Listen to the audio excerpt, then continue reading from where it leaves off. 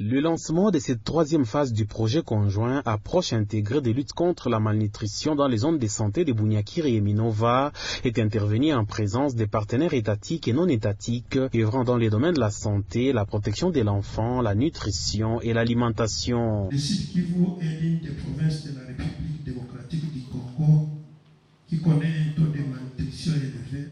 Je formule donc le vœu que ce projet contribue vraiment à améliorer les indicateurs de nutrition. C'était également en présence de quelques délégués de la FAO, UNICEF, PAM et la coopération suisse qui cofinancent le projet. Il est important d'unir nos forces pour relever le défi de la malnutrition qui condamne les milliers d'enfants à la vie de l'exclusion. Cette nouvelle phase va donc contribuer à réduire de façon significative la prévalence de la malnutrition chronique chez les enfants de moins de 5 ans. Ce projet comprend 5 axes stratégiques, à savoir la sécurité alimentaire, la nutrition, le renforcement de la coordination entre les agences impliquées, la santé et les WOSH. Selon les résultats communiqués dans ces assises, les phases précédentes ont réduit la malnutrition de 15%. On a réduit déjà de 15% environ. Maintenant, l'objectif de 5% a été fixé pour les enfants de moins de 2 ans. On va aussi intervenir au niveau UNICEF, notamment dans le domaine de l'eau, l'hygiène et l'assainissement, et renforcer aussi les conditions d'hygiène, notamment dans les écoles. Signalons que le projet est exécuté en collaboration avec le gouvernement congolais à travers le ministère de la Santé via Pronanut. Au Sud Kivu, le taux de la malnutrition chronique s'élève à 48%.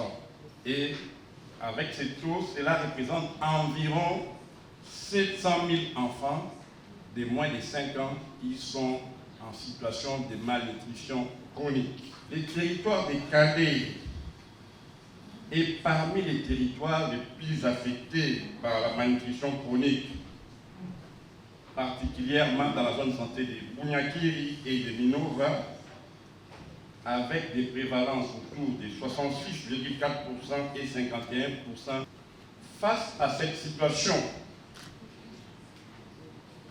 le gouvernement de la RDC a recouru à ses partenaires, notamment la Direction des développements et des coopérations suisses, l'UNICEF, les PAM et la FAO pour l'accompagner dans cette lutte effrénée contre la malnutrition chronique.